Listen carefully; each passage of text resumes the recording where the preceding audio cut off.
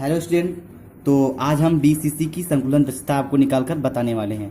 इसके पिछले वीडियो में हमने एससीसी की संकुलन दक्षता आपको बता दिया है। अगर आप उस वीडियो को नहीं देखे हैं तो उसको देख लें और उसको देखकर आगे बीसीसी की संकुलन दक्षता समझने की कोशिश करें। ठीक है, तो चलिए पहले हमने आपको बताया था कि फार्मूला क्या होता है उसका। संकुलन दक्षता बराबर होता है एक परमाणु का आयतन बटे कुल परमाणु का आयतन गुणे 100। ठीक, तो चलिए बीसीसी के लिए हमने बताया था परमाणु संख्या यानी जेड का मान कितना होता है, 2 होता है। और परमाणु त्रिज्या कितना होता है ये हमने बताया नहीं था, लेकिन अब बता दे रहे हैं क्योंकि इसकी ज़रूरत यहीं पे ही पड़ती है, इसलिए हम आपको बता दे रहे हैं। देखिए परमाणु त्रिज्या होता है 1 करड़ी में 3/4। तो यहाँ से हम ए की वैल्यू निकाल लेंगे, तो ए बराबर आ जाएगा 4r/√3। ठीक, समझ में आ गया। चलिए तो अब देखते हैं हम संकुलन दक्षता कैसे निकलता है। तो देखिए पहले हम इस यहाँ पे परमाणु संख्या रख दी इसका।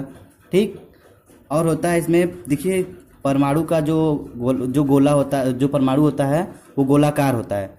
तो उसका आयतन कितना होता है 4/3 πr³। चलिए उसको लिख देते हैं। ठीक, अब देखिए अब फार्मूला होता है कुल परमाणु का आयतन। तो कुल परमाणु का आयतन मतलब a³। तो a की वैल्यू कितना है, ये क्या है, a की वैल्यू है, तो हम इसको यहाँ पे रखेंगे। ठीक, इसका क्यूब कर देंगे और इनटू 100। ठीक, समझ में आ गया। तो चलिए अब इसके हम आगे बताते हैं, आपको स्टेप बाय स्टेप समझाने वाले हैं। आप वीडियो को ध्यान से देखिएगा ताकि आपको समझ में आ सके। ठीक, चलिए देखिए क्योंकि कैलकुलेशन है आपको ध्यान तो देना पड़ेगा। चलिए अब हमें क्या होता है, अब 2 का मल्टीप्लाई 4 में करते हैं तो कितना आ जाएगा 8/3 πr³। ठीक, समझ में आ गया। चलिए तो अब नीचे देखते हैं क्या हो जाएगा। इसका क्यूब कितना होता है 64 r³ और नीचे का क्या हो जाएगा 3√3। ठीक, समझ में आ गया। और इनटू 100, समझ में आ गया। चलिए तो अब देखते हैं इसके आगे हम r³ से r³ क्या हो जाएगा, कैंसिल हो जाएगा। ठीक, समझ में आ गया। चलिए अब देखते हैं अगला स्टेप क्या होता है।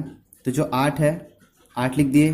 ठीक, π/3 नीचे आ जाएगा 3 × 64 और ये क्या होगा ऊपर चला जाएगा, इसमें जाके मल्टीप्लाई हो जाएगा। ठीक है, इनटू 100। ठीक, समझ में आ गया। तो चलिए देखिए अब ये 3 से 3 कैंसिल हो गया।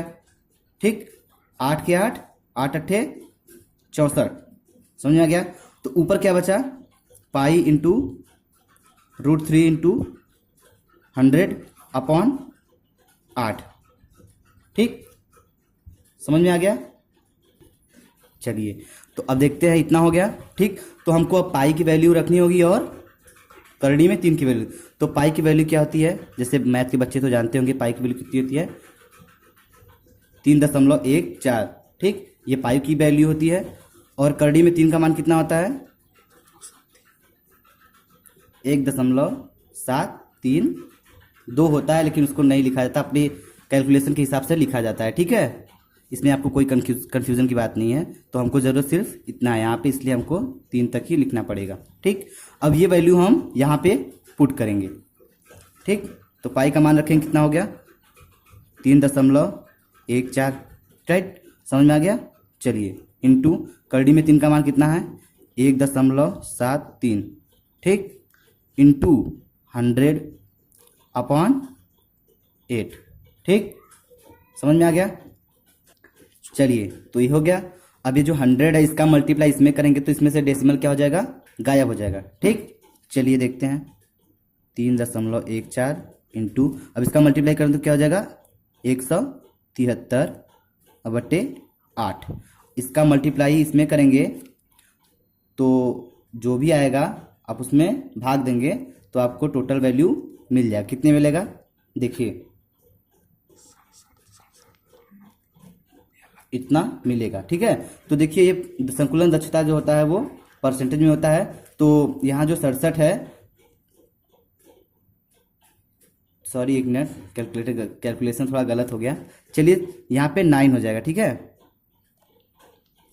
9 हो गया। तो इसको 67.9 को हम क्या लिख सकते हैं, लगभग 68% लिख सकते हैं। ठीक, तो हमने आपको बीसीसी की संकुलन दक्षता निकाल कर दिखा दिया। जैसा कि आप देख रहे हैं आपके सामने हमने निकाला है स्टेप बाय स्टेप। आपको हमें उम्मीद है कि आपको समझ में आ गया होगा। ठीक है, अगर समझ में आ गया तो चलिए हम अब एफसीसी की संकुलन दक्षता निकाल कर आपको दिखाते हैं। चलिए, तो अब हमने बीसीसी की संकुलन दक्षता निकाल कर आपको दिखा दिया है। ठीक है, अब हम आपको क्या दिखाएंगे, एफसीसी की संकुलन दक्षता।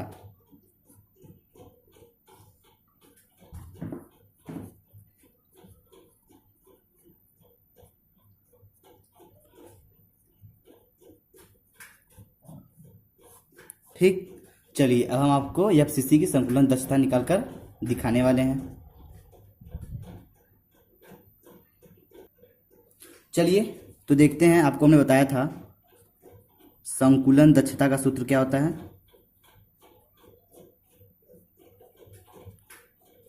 संकुलन दक्षता बराबर होता है एक परमाणु का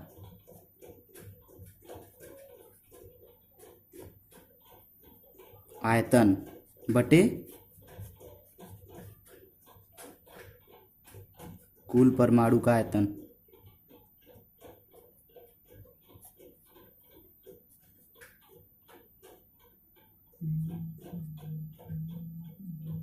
ठीक, गुणे 100।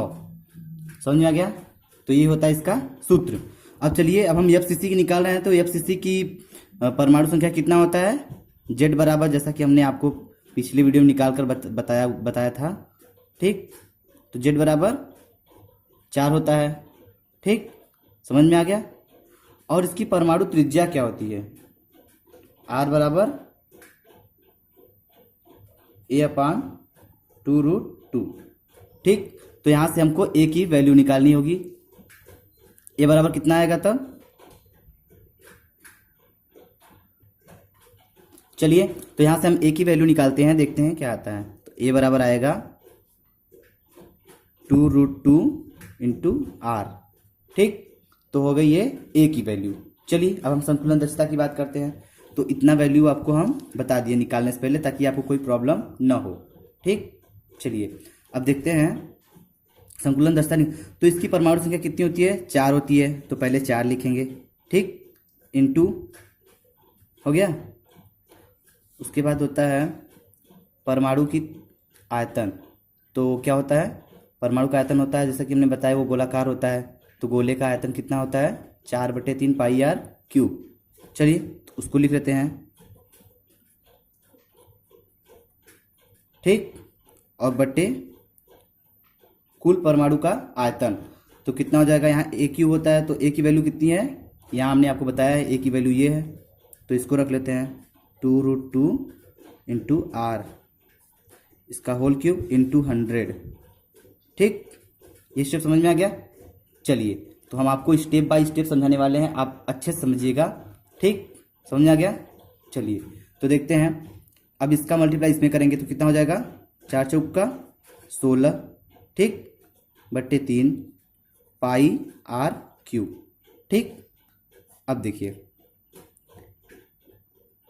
अब हम इसका क्यूब करेंगे तो कितना हो जाएगा।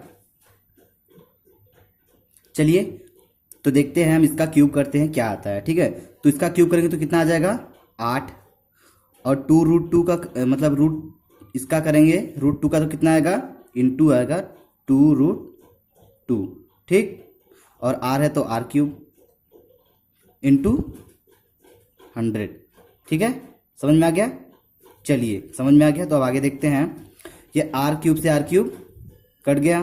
ठीक, तो ये हो गया 16/3 पाई बट्टे, इसका मल्टीप्लाई इसमें हो जाएगा तो कितना आएगा, 8 दूना 16 इंटू √2 गुणे 100।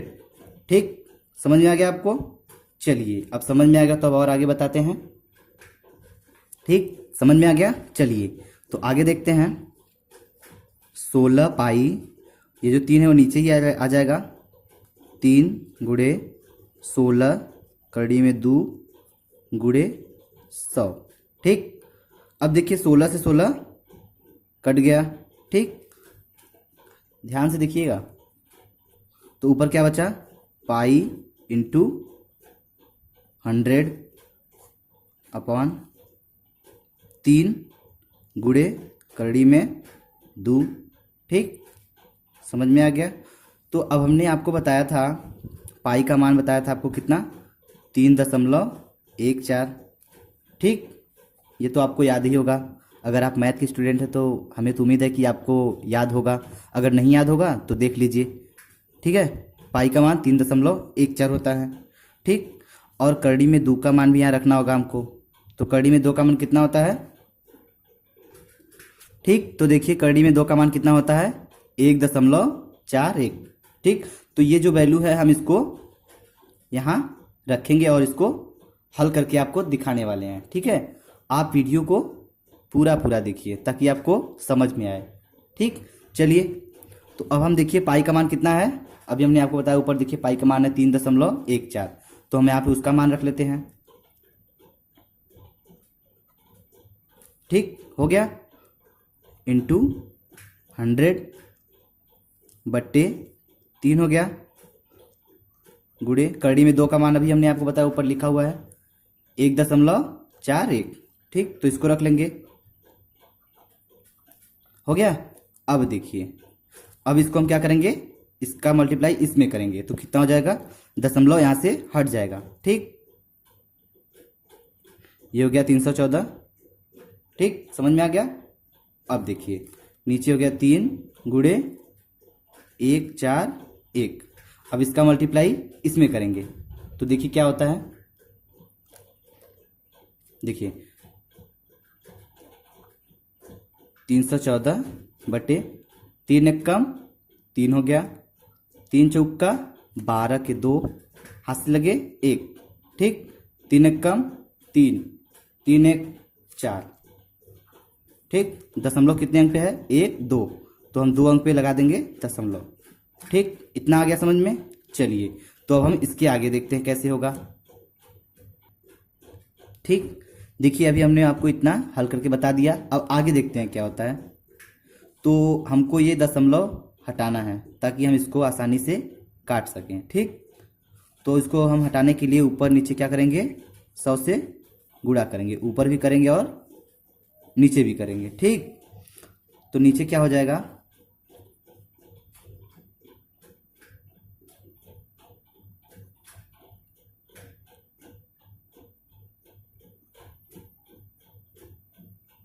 ठीक, चलिए 2 है।